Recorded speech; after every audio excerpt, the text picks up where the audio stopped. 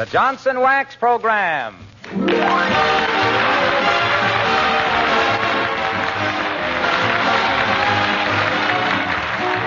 The makers of Johnson's Wax products for home and industry present the Fibber, Mcgee and Molly Show, consisting of Bill Thompson, Gail Gordon, Bea Benaderet, Arthur Q. Bryan, and I'm Harlow Wilcox.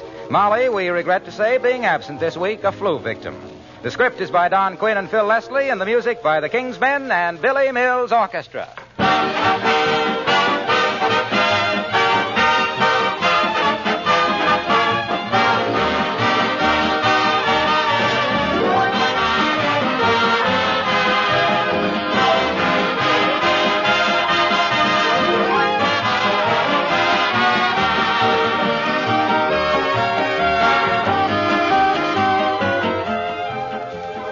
What's the most difficult part of your home to keep clean? Isn't it your kitchen floor? Every time you have it looking nice, somebody tracks it up or you spill something or the children bring in mud. But if you know the secret, it's really quite easy to have a kitchen floor that's clean and shining all the time. Just get some Johnson's Glow Coat, and in no time at all, you'll have a kitchen floor that fairly sparkles. There's no rubbing or buffing with Glow Coat. Just spread it around on the linoleum and let it dry. That's all there is to it. All you do is come back in 20 minutes to find your floor polished and gleaming, never streaked or uneven. Next time someone tracks in mud or you spill something, just wipe the floor with a damp cloth, and it'll shine like new again. Apart from this handsome wax-polished beauty, you'll know, too, that your attractive linoleum is wax-protected by that tough film of Glow Coat so that it will retain its bright colors and pattern and newness far longer. Try it. Be sure to ask for Johnson's Self-Polishing Glow Coat.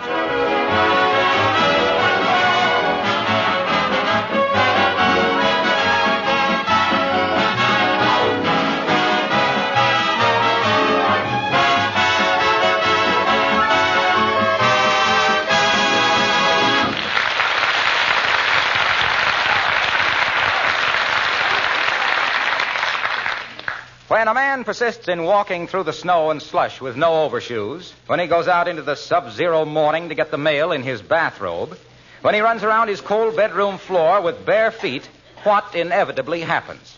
That's right, his wife gets the flu. That's why the doctor is at 79 Wistful Vista, the home of Fibber, Mcgee, and Molly. How is she, Doc? How is she, Doc? Is she all right, Doc? Oh, be quiet, you little fuss budget. Huh? Molly has a light case of flu, that's all. Oh. She has all the medicine she needs, and the balance of my prescription consists of at least 24 hours rest in bed. Okay, Doc, okay. I'll see that she gets it, and I'll make her some hot lemonade every half hour. I'll keep reminding her to take her medicine. I'll take That's her temperature. exactly what I was afraid of. Leave the woman alone. Go away and hide. Lose yourself. Yeah, but what if she needs If something... she needs anything, Mrs. Carstairs will see that she gets it. Carsty, is she coming over? Yes, she did a great deal of nursing during the war. And when I'm short of nurses, she helps me out. Oh. Incidentally, you don't look very well yourself. Get your bay window caught in a waffle iron or something? No, I ate something last night that didn't agree with me. What? Oh, just a little sandwich I fixed up about midnight. Fried egg, bologna, Bermuda onion, cream cheese, and mustard pickles. Oh, fine. Rigor mortis on rye bread. No, whole wheat. Well, how did you sleep? Like a log. You don't say. Yep. Like a log was laying across my stomach. My boy, you have interior arrangements that would make a 40-ton drill press look like it was made of sponge cake. In all my weary years of practicing medicine, I never... Oh, that must be Carsty now. Come in. Oh, hello, Mrs. Carstairs. Nice of you to come over. I'm very glad to help Mrs. Mcgee out, Doctor. And good evening, Mr. Mcgee. Hiya, Carsty. I sure appreciate this. I hope it ain't interfering with any social engagement. Hey, your fur coat's all rained on. Here, let me hang it up before it gets ruined. Rain won't hurt it, McGee. Of course not. To quote an old joke, did you ever see a mink carrying an umbrella? Have you any instructions for me, Doctor, or any suggestions? Well, they're all written out on the hall table upstairs, Mrs. Carstairs. You know the usual routine. Keep her warm and quiet. Feed her lightly. Yeah, just let me know when you want something cooked up for her, Carsty, like milk toast or hot coffee. Look, bird brain, I'm going to take you out of here. You're going downtown and have dinner with me. Yeah, but, Doc, suppose she needs me for something. The only thing she needs right now is a little less confusion. Confusion spelled M-C-G-E-E. I shall prepare anything she wants, Mr. Mcgee. Just set your mind at rest. What, you mean you can cook, Carsty? My dear Mr. Mcgee, when I first met Mr. Carstairs, I was slinging hash in a... I was dietitian in a Greek restaurant. my patient. Don't worry about a thing, Mr. McGee. Come on, McGee, get your leggings and mittens on. We'll go downtown and kick a few calories around. Oh, gee, Doc, I don't think I ought to. I ought to stay here Get your coat and stop arguing, Noisy, or they'll find your body in a snowdrift strangled with a stethoscope. Okay. Where'll we go? We might try that new place on Oak Street, Joe's Gravy Bowl. You ever eat there? No, but my office nurse told me she had. You like it? No, but she said she ate there under unfortunate circumstances. What unfortunate circumstances? She was hungry. Come on, McGee. Quit stalling. I've got to have dinner and get back to the hospital so I can... Oh, for the love. Come in. Hello there, kids. Hiya, Doc. Where's daughter, Johnny? She's got the flu upstairs, old-timer. And lower your voice about 40 decibels. You sound like the mating call of a sea lion. Okay, fellas. Sorry to hear about the kid. Anything I can do? No thanks, old-timer, not a thing. Hey, we're having dinner at Joe's Gravy Bowl. You know anything about it? Hey! Do you know anything about Joe's Gravy Bowl, eh? I know one of the waitresses down there, Lily Dugan. Yeah? Fine girl. Maybe you've seen her in there. Tall, red-headed kid with half your coffee in the saucer. We never ate there, old-timer. How's the food? Hey! I said not bad, Johnny, not bad at all. Ask for their T-bone steak smothered in mushrooms with sauce bordelaise. You don't get it, but it's fun to watch their face when you ask for it. Would you care to join us for dinner, old-timer? We'll flip a coin, odd man for the check. Sorry, Sawbones. I'd like to join you, but I got a date to go horseback riding with my girl, Bessie. Horseback riding? On a night like this? Hey! You mean to say you Yep, go... on the merry-go-round down at the stadium. Yep, I got a dandy little mare down there, one with glass eye. 3-gated. Up, down, and wobble. This is our last time. Bessie's getting bow-legged. Did she say so? No, but the pleats in her skirt are beginning to open up.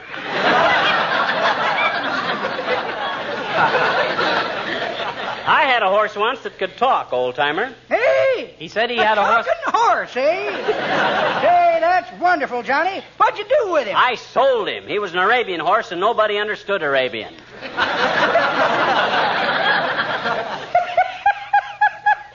That's pretty good, Johnny. But that ain't the way I heard it. The way I heard it, one feller says to t'other feller, says, I see where we might be able to travel to the moon one of these days. What do you mean, one of these days, says t'other feller. My sister's already been there. No, says the first feller. Yep, says t'other feller. Got a picture of her sitting in it. Took at Coney Island. Well, I hope daughter feels better, Johnny.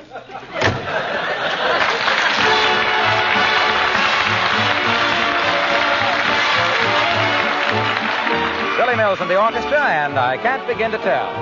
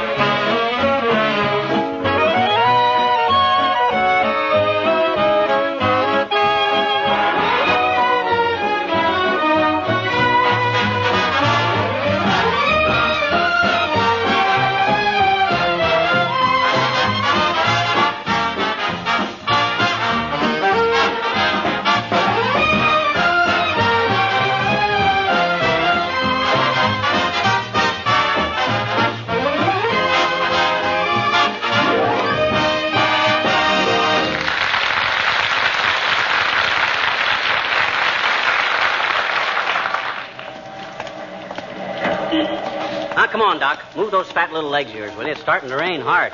Yeah, it's too bad they can't have a little of this rain out west where the soil is blowing away. Yeah, my gosh. Half an hour of this rain right now would do them more good in 5 minutes than a month of it would do in a week at any other time. How was that again, Pivot Tooth? I says a half an hour of this rain would do them more... Oh, hey, there's Latrivia. Hi, Latrivia. Hello, McGee. Oh, good evening, Doctor. Evening, Mr. Mayor. Better step into this doorway out of the rain. Yeah. That's it. Let me in there, too. Yeah. You know, Mr. Mayor, I like to be present when you get over pneumonia, not while you acquire it.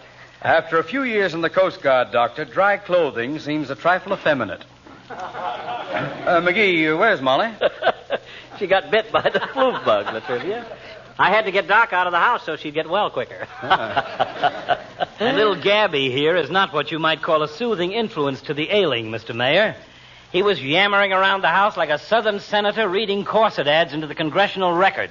So I'm taking him to Joe's Gravy Bowl for dinner. You ever eat there, Latrivia? As a matter of fact, McGee, I just came from there. What'd you have to eat? Sand dabs. Sand dabs? Yes, that's fish with the little dabs of sand in them. Well, if that's such a bad place to eat, why don't you go someplace else? Well, I eat there for old time's sake, McGee. I went to college with the owner. As a matter of fact, we both played in the school band. What did you play, Mr. Mayor? I played a tuba. Tuba what? It wasn't a tube of anything. It was a musical instrument. Oh, that's pretty ingenious, Latrivia. What'd you do, hold your finger over the end and squeeze it? I knew a guy could play an air hose at the filling station like it was a bagpipe. He used to I'm sit there afraid I didn't make myself clear, McGee. I played the tuba. Don't you know what a tuba is? That all depends on what. It's a tuba. Atta boy, Doc. Get in there and pitch. I tell you, it was not a tube of anything. It was a tuba. T-U-B-A. Tuba. Well, we're being a little silly, McGee. You know what a tibia is. That's the inner and larger bone of your leg. Oh, sure, tubia. I used to play it. I did not say tibia. I said tuba. It's a wind instrument, as I'm sure everyone in the world but you two gentlemen knows. Wind instrument, eh? What'd you do, hollow out the bone? Kind of like a primitive flute? Gee, that must have been quite... It was not a bone, I tell you. It was brass. Oh, now, you know better than that, Mr. Mayor. Nobody ever had a brass tibia. I didn't say anybody had a brass tibia, a tubular, a brassica. Listen, I said I played a tuba. But you didn't say a tuba what? Of course I didn't! A tuba doesn't have to be a what or a tibular. I mean to say that a wind instrument, a brass tibia, a tuba, it's a thing that... Every orchestra has a brassica tibia.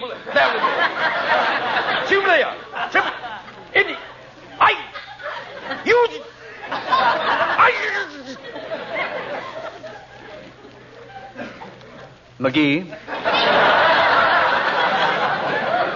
Doctor? Yes, Your Honor. Yes? Do you like to play baseball? I love it, Latrivia. So do I, Mr. Mayor. Then I think I'll write a letter to Cleveland tomorrow. I think you should both be given back to the Indians.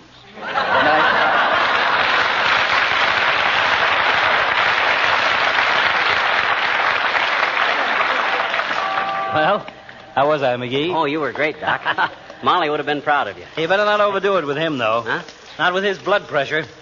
He'll blow up like a bubble dancer's balloon at a Legion stag.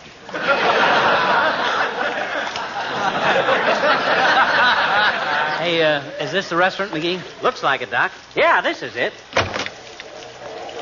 It's crowded, isn't it, huh? Yeah, that don't mean anything these days, Doc. These days, you put a camp in a snake pit, and people would stand in line 3 deep to get a plate of French fried heartburn at $3 a spasm. Hey, Bud, how about a table for 2? I'm sorry, sir. There was just a few moments' wait. Did you have a reservation? No, we didn't. We couldn't find your name in the phone book. I know. I have an unlisted number, sir. Keeps out the riffraff. I'll seat you very shortly. Well, not a bad-looking joint, is it? Clean, at least. Maybe they... Oh, look, McGee, there's Wilcox. Well, it can't be so bad if he eats here. Hi, Junior. Hello, pal. Hello, Doc. Where's Molly? Home with the flu, my boy. Getting Egghead here out from underfoot was part of my prescription. You just finishing eating, Junior? What'd you order? Well, I ordered eggs stuffed with caviar for an appetizer. Uh-huh. Then a cup of puree de Mongol julienne, a mixed green salad with Roquefort dressing, baked mountain trout with almond sauce, a side order of French fried zucchini, baked Alaska, and a demi-tasse. You got all that stuff? No, that's what I ordered. I got a club sandwich and a glass of milk. How was the club sandwich? Great, great. I could even taste the clubs. I think they'd been used by the Keystone Cops. I take it you haven't got a very high regard for this Joint Junior.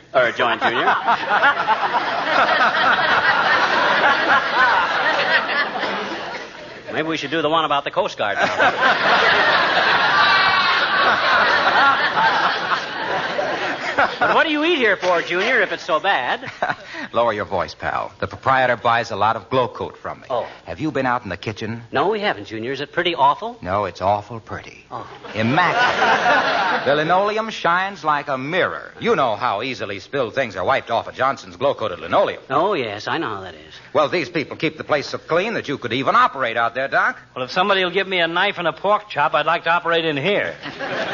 The owner told me that even with the wear and tear on a busy restaurant kitchen like this, the linoleum lasts a lot longer and looks infinitely better when he protects it with glow coat. Yes, but He says that with the help shortage and all, they can't spend all day scrubbing kitchen floors. Well, that's But all. with glow coat so easy to use and requiring no rubbing or buffing, it's a cinch. Yeah, You but- just pour it out, spread it around, and in 20 minutes or less... Yeah, but what that got to do with That's why I don't want you fellows to criticize too loudly.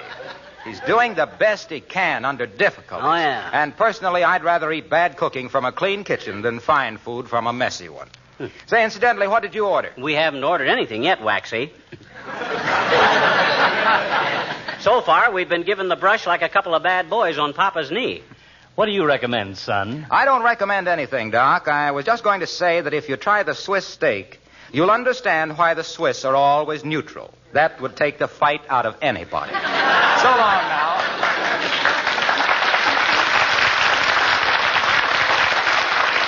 Let's go someplace else, Doc. Gee whiz, if they don't want to... I have a nice table for you now, gentlemen. Right this way, please. Will this table be satisfactory? It will be if you put something on it to eat. This place is a little run down, ain't it, Bud? No ketchup on the table. Your waitress will get you some if you wish, sir. Susie, table 12. Here are the menus, gentlemen. Thank you. Tell me, what is the chef's specialty?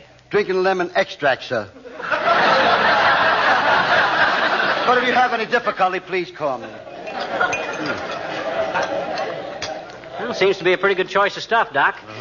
Country fried chicken looks good to me. It's scratched off my menu. Oh. How about the roast beef? Roast beef is scratched off my menu. Well, we might try the lobster thermidor. That's scratched off my menu. How about the turkey curry? That's off mine. Lamb chops? Off mine. Liver and bacon? Off. Pork? Off. What else is there? The only thing left that ain't scratched off either one of our menus is this here closed all day Monday. I think I'll have that on whole wheat.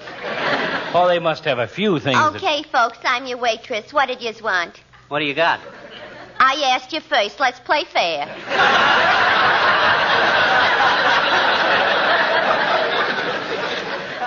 My peristalsis has slowed up so much by now it would take me 5 minutes to hiccup. What's ready, Susie? The hard rolls is nice. Look, sis, we didn't come all the way down here to dine off on hard rolls. How's the minute steak? Well named. The minute you eat it, you wish you hadn't. We don't want to be fussy, Susie, but what can you recommend? Sir, I do not wish to seem unloyal to my employer, but there's a hamburger stand 2 blocks north of Oh, here. come on, sis. Surely you must have something fit to eat in here. What are all these other people eating? Well, let me see, mister. Those 4 men at the next table, they're gamblers. Mm-hmm. They're having the chicken croquettes. How about the 2 ladies at the third table there? That's the boss's wife and his sister. They're having sliced ham and potato salad. Oh, that ain't much of a dish for a cold night like this, sis, but I'll have that. I'll ask them if they can spare you some. They brung theirs with them. Look, Susie, knowing what you know, and I'll bet it's plenty, what would you suggest we eat? Omelets. Okay, that'll do it. 2 omelets. Okay, Doc? Okay. 2 eggs or 3 eggs. Does it matter? Well, With 3 eggs, you got another 33 and a third chance to get a tired one. Why push your luck? Okay. 2 eggs then, and lots of fried potatoes and ketchup. Coffee now or later. I'll have mine now. Me too. In here, we call that a suicide pact. Okay, gents, just write the names of your nearest relatives on the tablecloth, and I'll take care of everything.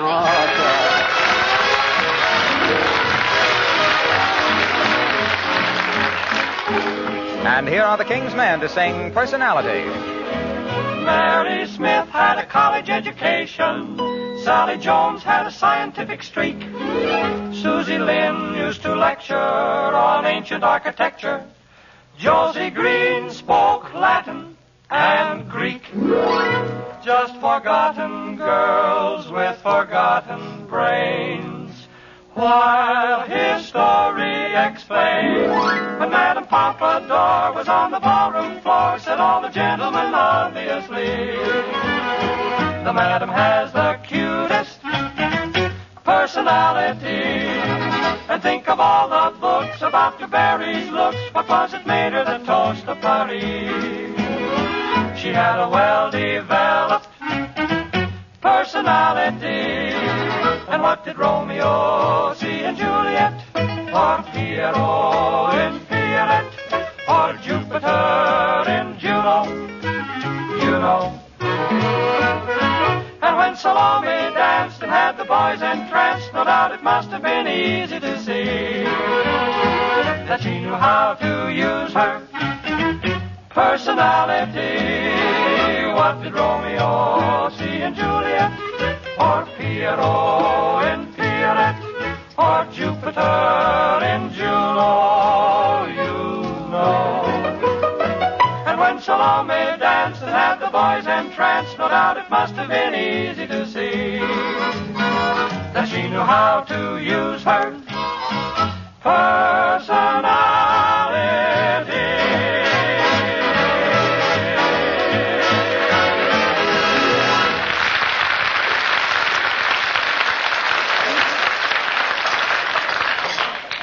How was your omelet, McGee? Not bad, Doc. What there was of it. That was a 2-egg omelet, though. They must have used canary eggs. Mine was a little skimpy, too. I tried to fill up on bread and butter. Wasn't enough butter. Wasn't enough anything. I never did get any water. Yeah, I saw you trying to get the waitress's attention. I've been beckoning to her for so long, I got a Charlie horse in my forefinger. Oh, here she is. Did you want me, folks? Yes, give me the check, will you, please? Oh, it's my check, Doc. You suggested this for Molly's sake, so I'll pay. All right. You don't put up much of a fight, do you, Patsy? On what I've had to eat, I couldn't Indian wrestle Margaret O'Brien. How much is it, Susie? $4.40, gentlemen.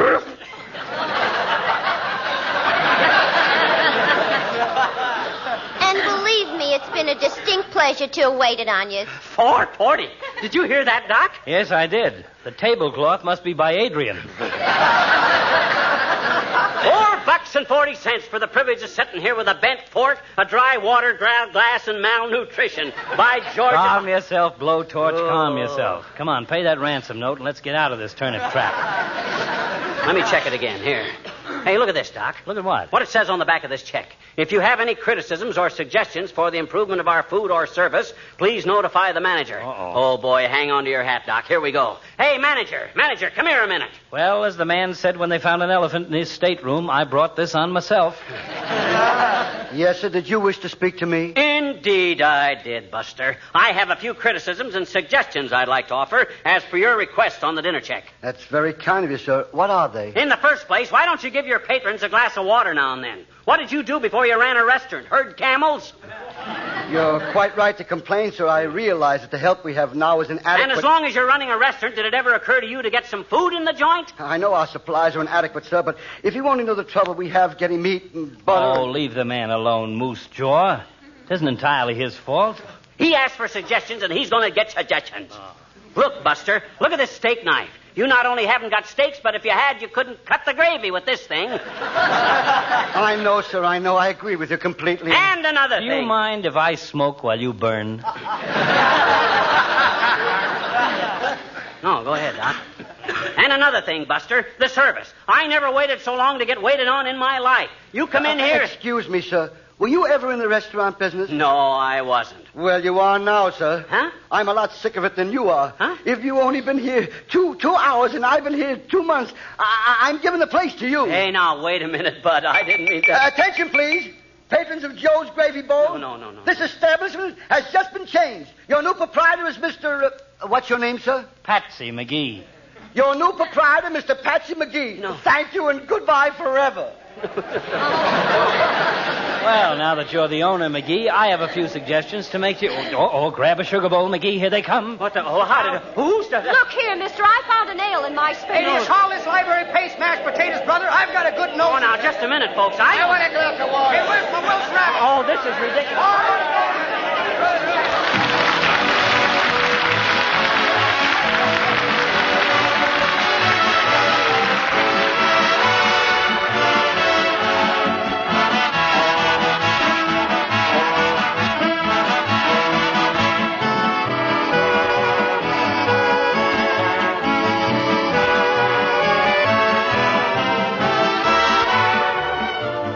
A poet once wrote, "A thing of beauty is a joy forever. Its loveliness increases." Well, since that was written over 100 years ago, obviously the poet wasn't thinking of Johnson's wax because it wasn't even made then. But it occurred to me how well those words do apply to this wonderful wax. Certainly, with their lovely luster and gleaming polish, waxed floors, furniture, and woodwork are things of beauty, a joy to you and your family and everyone who sees them. And with every application of Johnson's wax, their loveliness does increase. In addition to all this extra shining beauty, Johnson waxed surfaces are easier to keep clean, too. Dust and dirt don't cling readily to their satin smoothness, so you save yourself lots of work. And because a coating of Johnson's wax provides protection, you save the lovely things in your home from undue wear and tear. If you haven't a can of genuine Johnson's wax in your home, why not put it on your shopping list right now?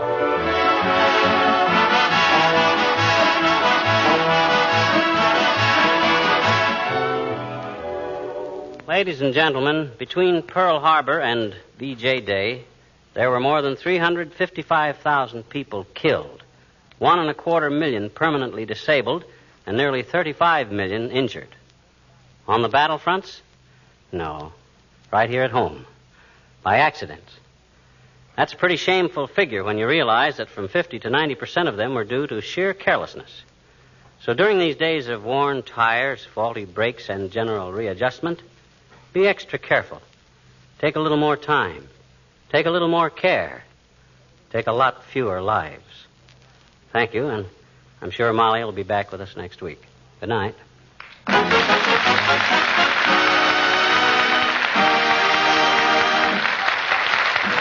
is Harlow Wilcox, speaking for the makers of Johnson's Wax Products for Home and Industry, inviting you to be with us again next Tuesday night. Good night. This is NBC, the National Broadcasting Company.